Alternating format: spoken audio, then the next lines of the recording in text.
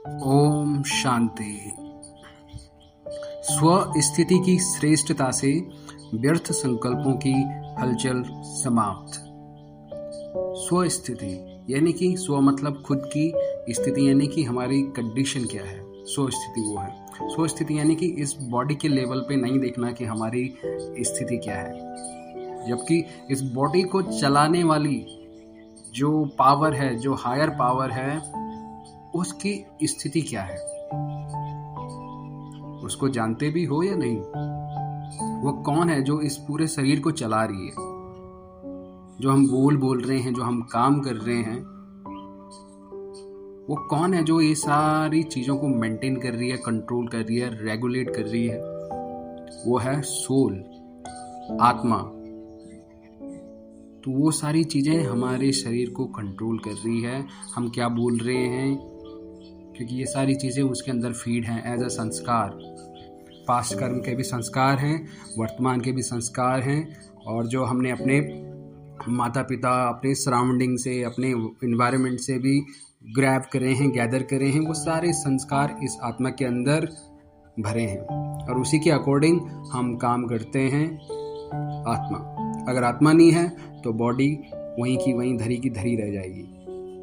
सारी चीजें होंगी उसके अंदर, ऑर्गन होंगे, हार्ट होगा, लंग्स होगा, किडनी होगा, ब्लड भी होगा, लेकिन उन सबको रेगुलेट और चलाने वाली वो आत्मा नहीं रहेगी। तो वो ऐसा है जैसे कि अगर गाड़ी में से ड्राइवर उतर जाए तो गाड़ी खड़ी की खड़ी रहेगी, और खड़ी की खड़ी रहेगी लंबे समय तक, तो वो खराब हो जाएगी, उस पर जंक लगना स्टार्ट हो जाएगा, वो काम करना बंद कर देगी। तो ड्राइवर बहुत ही इम्पोर्टेंट है, बिना ड्राइवर की गाड़ी कुछ नहीं है। तो वैसे बिना आत्मा का ये शरीर भी कुछ नहीं है।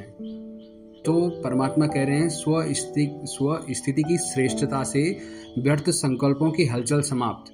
यानी कि अगर हम अपनी स्थिति में रहते हैं, अपनी आत्मा की स्थिति में रहते हैं, यानी सोल कॉन्शियसनेस, एक तो होता है बॉडी कॉन्शियसनेस, यानी कि बॉडी के भान में, यानी अपने आप को बॉडी समझ रहे हैं। जब से हम पैदा हुए हैं, अपने को एक नाम हमने दिया है कि मैं ये हूँ, मैं कुलदीप हूँ, या मैं रोहन हूँ, मैं राम हूँ, मैं XYZ हूँ, मैंने ये एक्वायर किया है, मैं डॉक्टर हूँ, मैं मिनिस्टर हूँ, मैं पुलिस ऑफिसर हूँ, मैं डॉक्टर हूँ, मैं इंजीनियर हूँ, मैं साइंटिस्ट हूँ।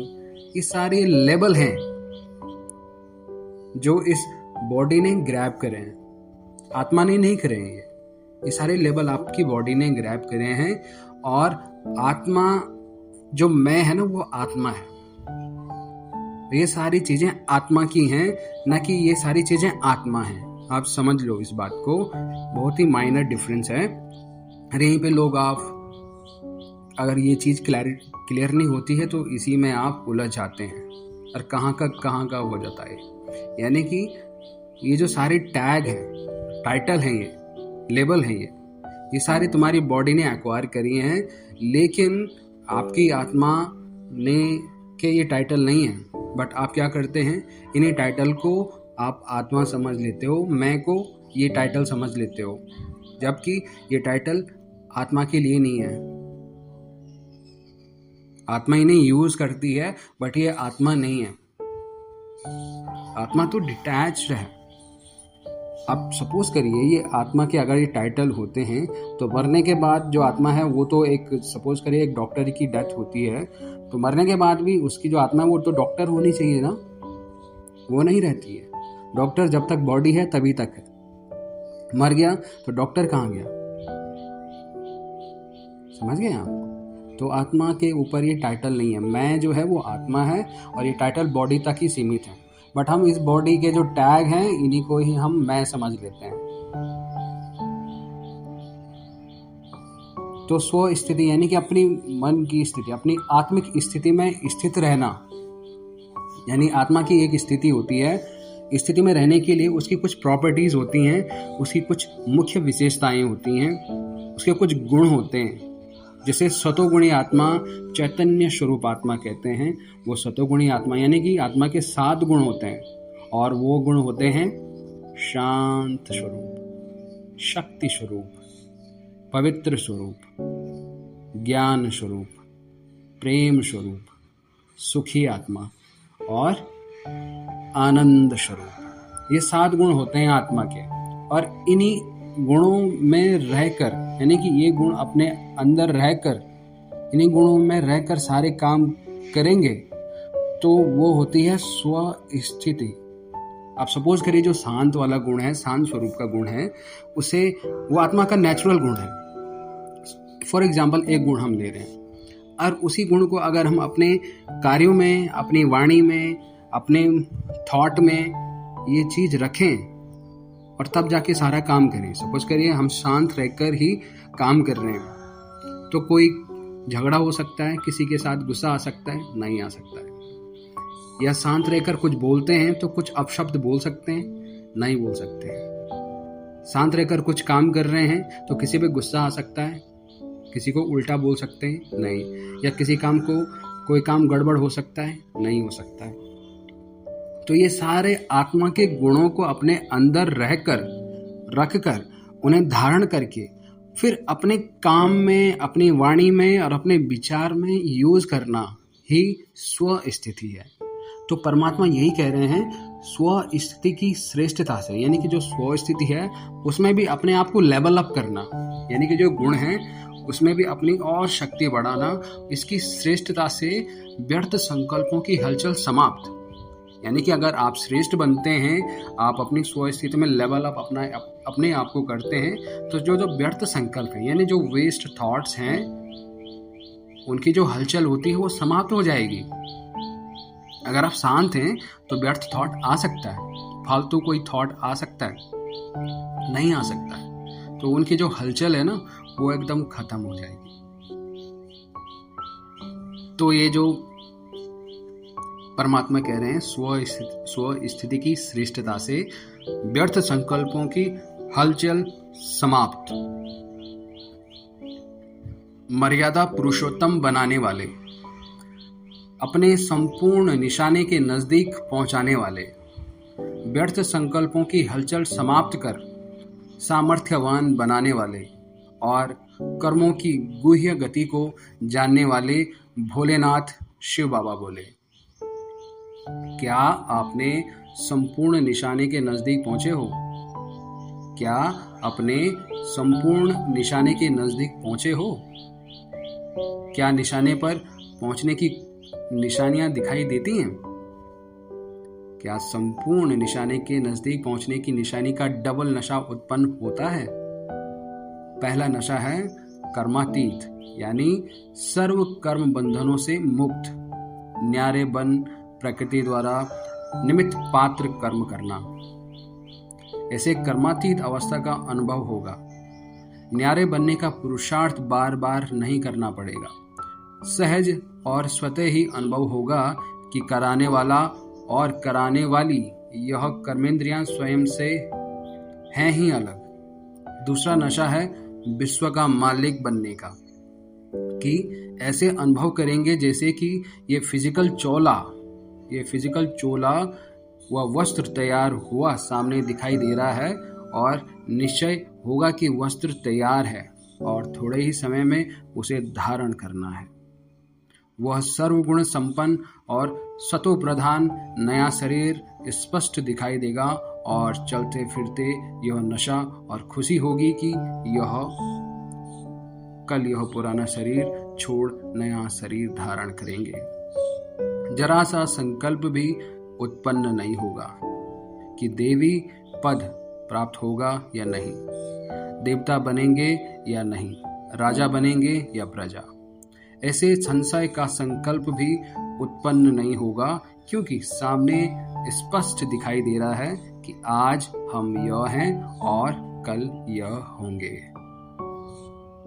यानी कि हमारी जो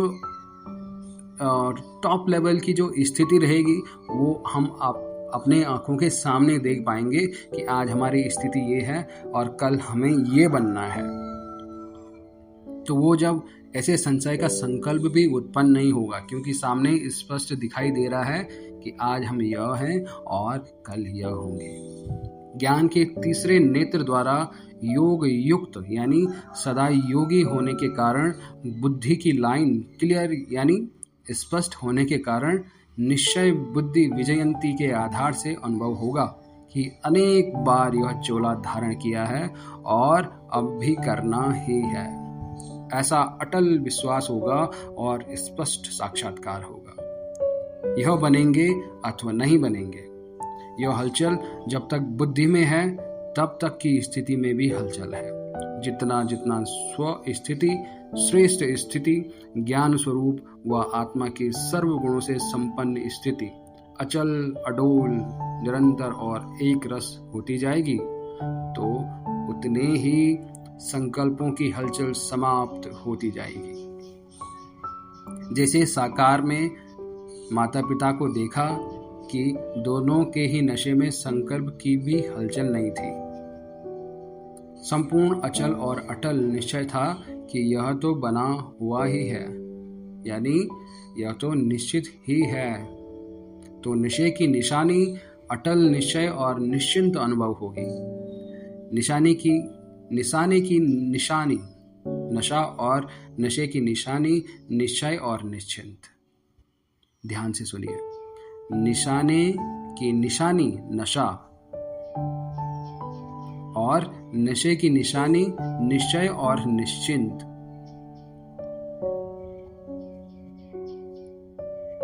जो निशाने करने की जो निशानी होनी चाहिए, जो साइन होना चाहिए, वो नशा होना चाहिए। निशाना किस पे? जो हमारा श्रेष्ठ स्थिति है उसको पाने की निशाना होना चाहिए। तो उसकी निशानी क्या होनी चाहिए? नशा होना चाहिए उसका, कि मुझे अपनी ये वाली स्थिति पानी है और उसी की तरफ बढ़ना है। तो यहाँ पे लिखा है निशाने की निशानी नशा और नशे की निशानी निश्चय और निश्चिंत। वो जो नशा है ना, उस निशाने को पाने का, उस नशे की भी निशानी है निश्चय और निश्चिंत, यानी कि डेडिकेटेडली, और आप पूरी तरीके से विश्वास है उस पर कि हम ये पा ही लेंगे।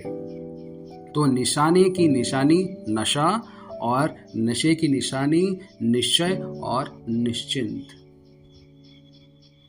साथ साथ माया के किसी भी प्रकार का वार होने से और हार खाने से भी निश्चिंत। यानी माया क्या है?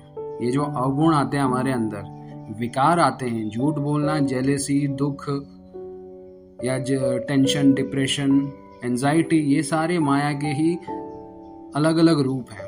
कोई गलत आदतों में फंसा है, किसी को गलत लत लगी हुई है, वो छोड़ना चाहता है बट छोड़ नहीं पा रहा है।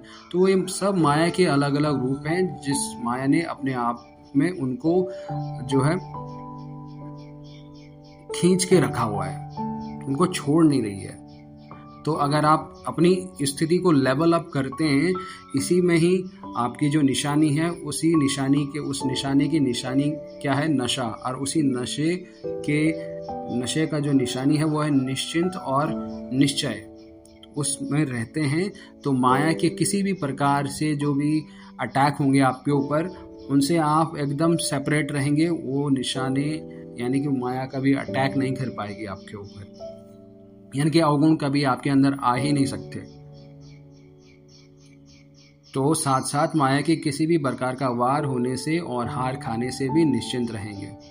ना मालूम माया हार नहीं खिलावे, विजयी बनेंगे या नहीं, इस कमजोर संकल्प से भी निश्चिंत, क्योंकि सामने दिखाई दे रहा है। क्या ऐसा अनुभव होता है? कमजोर संकल्पों की चिंता में कि माया आ ना जाए, कमजोर ना हो जाऊं और मुझे सफलता मिलेगी या नहीं। क्या इस भय से भूत के वश अपना समय और शक्तियां व्यर्थ तो नहीं गंवाते हो? ऐसा कमजोर संकल्प करना यानी स्वयं में संशय का संकल्प रखने से कभी भी संपूर्ण नहीं बन सकेंगे। और थोड़ा भी डाउट है ना, तो कभी भी संपूर्ण नहीं बन सकेंगे। संशय भी नहीं होना चाहिए, थोड़ा सा भी डाउट नहीं होना चाहिए। यह संकल्प करना यानी कमजोरियों के रूप में एक भूत के साथ और माया के भूतों का आह्वान करते हो, यानी बुद्धि में स्थान देते हो, व एक के साथ अनेकों को निमंत्रण देते हो। इसलिए इस भय के भूत को भी जब तक बुद्धि से नहीं निकाला, तब तक इस भूत के साथ बाप की याद बुद्धि में कैसे रह सकती है। बाप की याद और भूत, यह दोनों इकट्ठे निवास नहीं कर सकते। इसलिए कहावत भी है, निश्चय बुद्धि विजयंती, यानी कि जो निश्चय बुद्धि है, जो बस एक ही तरफ कंसंट्रेट है, एक ही तरफ उसका फुली फोकस्ड है, तो वही विजय होता है, वही जीतता है। निश्चय बुद्धि विजयंती, यह निश्चय वह याद रखो और समर्थी रखो कि अनेक बार बाप के बने हैं, वह मायाजीत बने हैं, तो अब बनना क्या मुश्किल है। अनेक बार हम कब बने हैं, यानी इतने जन्म हमारे हुए हैं, सतयुग में, द्वापर युग में, त्रेता युग में और अभी कलयुग में कई जन्म हमारे होंगे। बट इतने जन्मों में हम बाप के ही बने हैं, हर बार हमने माया पे जीत पाई है और बाबा के यानी परमात्मा के हम बने हैं, परमात्मा के साथ हमारा योग लगा है। तो अब बनना क्या मुश्किल है? नहीं मुश्किल है, क्योंकि अगर जो काम हम बार बार कर रहे हैं उसमें हमें सक्सेस मिल रही है, तो एक बार और करने पर उसमें क्या दिक्कत आ जाएगी? दिक्कत नहीं है कुछ भी। बट हम भूल चुके हैं कि हम ये कर सकते हैं या नहीं कर सकते हैं। बस ये सामर्थ्य अपने अंदर लानी है।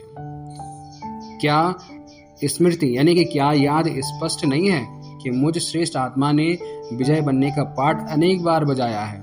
अगर स्पष्ट स्मृति नहीं है तो इससे सिद्ध है कि बाप के आगे स्वयं को स्पष्ट नहीं किया है। किसी भी कारण से बाप के आगे कुछ छिपाया है तो यह भय का भूत इस कारण से ही छिपा हुआ है। जो हूँ और जैसा हूँ वैसा ही बाप का हूँ। इस निश्चय में कमी के कारण यह भी निश्चय नहीं है कि मैं अनेक बार बना हूँ। तो पहले यह चेक करो कि स्वयं को बाप के आगे स्पष्ट किया है या अपने को और बाप को खुश करते हो कि बाप तो जाननहार है, वो तो सबको जानते ही हैं। क्या बाप यह नहीं जानता कि मैं जानता हूँ? विश्व के शिक्षक के भी शिक्षक बनते हो। बाप को विस्मृति हुई है क्या जो बाप को स्मृति दिलाते हो? विश्व के शिक्षक के भी शिक्षक बनते हो। बाप को विस्मृति हुई है क्या जो बाप को स्मृति दिलाते हो? इसलिए यह एक ईश्वरीय नियम व मर्यादा है कि कोई भी एक मर्यादा का पालन नहीं करते तो वे मर्यादा पुरुषोत्तम नहीं बन सकते। इसलिए कारण का निवारण करो। बाप के आगे छिपाने से एक के ऊपर लाख गुना बोझ चढ़े हुए होने के कारण जब तक स्वयं को हल्का नहीं किया तो सोचो कि एक गलती के पीछे अनेक गलतियां करने से और एक मर्यादा का उल्लंघन होने से अनेक मर्यादाओं का उल्लंघन हो जाने के कारण वह इतना लाख गुना बोझ चढ़ा हुआ होने से चढ़ती कला में कदम कैसे बढ़ा सकते हो और निशाने के समीप कैसे आ सकते हो। लौकिक दुनिया में भी कोई चीज छिपाने वाले को कौन सा टाइटल दिया जाता है? लौकिक यानी इस दुनिया में, इस फिजिकल वर्ल्ड में कोई अगर छिपाता है तो उसको कौन सा टाइटल दिया जाता है? छोटी सी चीज को छिपाने वाले को चोर की लिस्ट में तो गिनेंगे ना। तो जब तक ऐसे संस्कार हैं, बाप दादा के आगे झूठ बोलना व किसी प्रकार से बात को चला देना, तो मालूम है कि इसका कितना पाप होता है। ऐसे अनेक प्रकार के चरित्र बाप के आगे दिखाते हैं। ऐसे चरित्र दिखाने वाले कभी श्रेष्ठ चरित्रवान नहीं बन सकते। बाप को भोलानाथ समझते हैं ना, इसलिए समझते हैं कि छिप जाएगा और चल जाएगा, लेकिन बाप के रूप में भोलानाथ है। साथ साथ हिसाब किताब चुकतू कराने के समय फिर लॉफुल भी तो है। फिर उस समय क्या करेंगे? क्या स्वयं को छिपा सकेंगे व बचा सकेंगे? अपने अनेक प्रकार के बोझ को चेक करो। अमृत वेले से लेकर जो ईश्वरीय मर्यादाएं बनी हुई हैं और जानते भी हो कि सारे दिन में कितनी मर्यादाएं उल्लंघन की हैं। एक एक मर्यादा के ऊपर प्राप्ति के मार्क्स भी हैं और साथ साथ सिर पर बोझ का हिसाब भी है। और जिन मर्यादाओं को साधारण समझते हो उनमें भी उनकी प्राप्ति और अनेक बोझ का हिसाब है।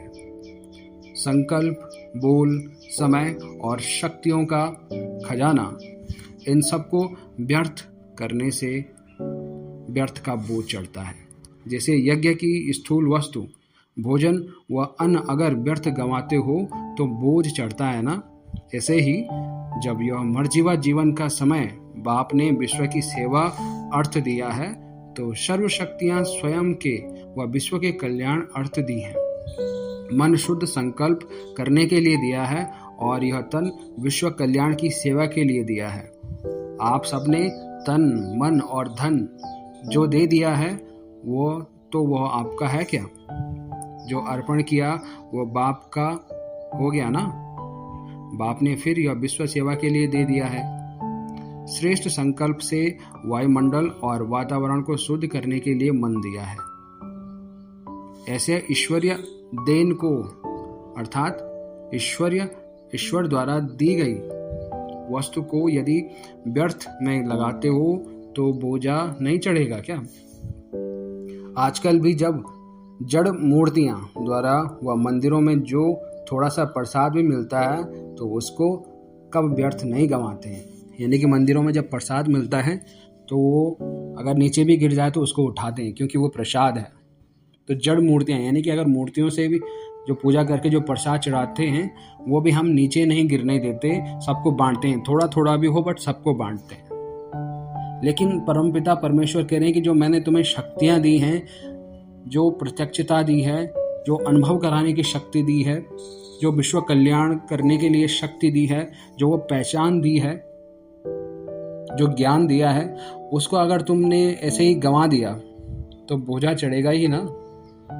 तो जैसे आजकल भी जड़ मूर्तियों द्वारा व मंदिरों में जो थोड़ा सा प्रसाद भी मिलता है तो उसको कब व्यर्थ नहीं गंवाते हैं। अगर जरा सा कणा भी पाँव में गिर जाता है तो पाप समझकर मस्तक से लगाकर स्वीकार करते हैं। अनेकों के मुख में डाल प्रसाद को सफल करने का पुरुषार्थ करेंगे और उसे व्यर्थ नहीं गंवाएंगे। यह स्वयं बाप द्वारा मिली हुई जो वस्तु तन व मन परमात्मा प्रसाद हो गया, क्या इसको व्यर्थ करने का बोझ नहीं चढ़ेगा? जैसे समय की गति गहन होती जा रही है तो वैसे ही अब पुरुषार्थ की प्राप्ति और बोझ की गति भी गहन होती जा रही है। इसको ही कहा जाता है कि कर्मों की गति अति गुह्य है।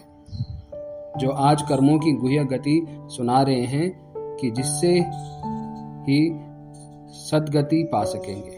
अब समझा कि निशाने के समीप की निशानियां क्या हैं या निशाने के समीप जाने की विधि क्या है। बाप दादा को भी रहम पड़ता है कि सभी को अभी से संपूर्ण बना दे, लेकिन रचयिता भी मर्यादाओं व ईश्वरीय नियमों से बंधा हुआ है। बाप भी मर्यादाओं का उल्लंघन नहीं कर सकते। जो करेगा वह पाएगा। ये मर्यादा बाप को पूर्ण करनी पड़ती है। हाँ, इतनी मार्जिन है कि जो 1 का 100 गुना दे देते हैं। हिम्मत करने पर मदद कर सकते हैं, बाकी और कुछ नहीं कर सकते हैं। अच्छा, ऐसे हिम्मत और उल्लास में रहने वाले, सदा निश्चय बुद्धि विजय बनने वाले, निशाने के समीप पहुंची हुई आत्मा, सदा नशे में रहने वाली आत्माएं, व्यर्थ को समर्थ बनाने वाली आत्माएं, हर सेकंड और हर संकल्प को सफल करने वाली सफलता मूर्त आत्माओं को बाप दादा का याद प्यार, गुड मॉर्निंग और नमस्ते। ओम शांति। Thank you so much.